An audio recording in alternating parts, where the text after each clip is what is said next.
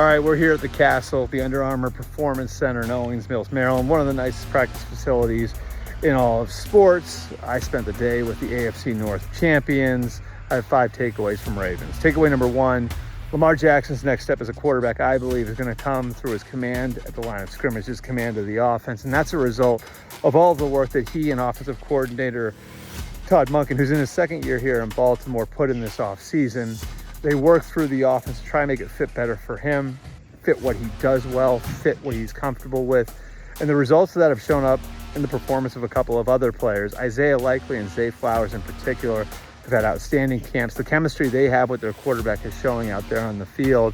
And again, that's a product of all the work that Lamar's put in. Takeaway number 2, speaking of leadership, the defense is getting it from a number of guys I'd categorize as young vets who have become more vocal and who've taken more ownership of the team. I give you one at each level. Justin Matabuke up front, Roquan Smith at linebacker, and especially Kyle Hamilton in the secondary. Those guys have been leaders in every single way, and they say the best teams are player-led teams. The teams here have generally been player-led teams, even more so this year. You can see it too in the way they're internalizing what happened in January when they got all the way to the AFC title game. They were the best team in football for most of the year, and they wound up getting upset at home by the Chiefs. Takeaway number 3, this shouldn't come as any surprise. Derrick Henry's been a really nice fit, 247-pound running back, playing in one of the most physical offenses in all of football.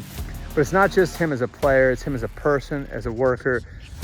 He may not get the workload he got in Tennessee, but they think he can still be a bell cow. They have Justice Hill here to spell him, but I would expect Derrick Henry to get a lot of work. And the idea of him lining up next to Lamar Jackson in option looks with Jackson going one way and Henry going the other should be terrifying for defenses.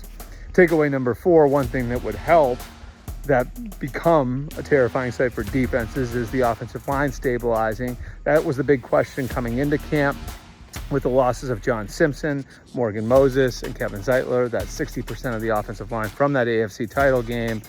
And they feel really good right now about where they are at the guard spots. Andrew Voorhees, a solid blue-collar player, has had a really nice summer. He fell in the draft last year after tearing his ACL at the Combine. Took a redshirt type of year last year. He's had a great offseason. At the right guard spot, Daniel Falele, who's a mountain of a man. He's down to 380 pounds. Looks like he's going to be a hammer at right guard. And that leaves right tackle, which is where they have to figure a few things out. Roger Rosengarten, a day 2 pick for them back in April, looks like he's taken the lead to be the starter at that spot. He's trying to hold off Patrick McCarry and Josh Jones.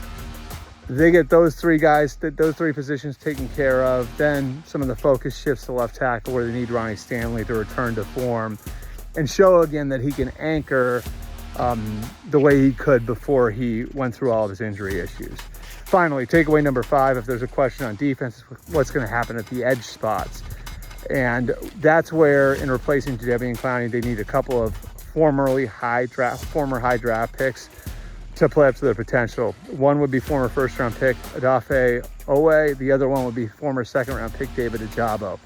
On the flip side of the coin, they lost Patrick Queen at linebacker, so they need to find somebody to play next to Roquan Smith. They think they found that guy. Former third-round pick Trenton Simpson. Looks like he might actually become an upgrade over Queen.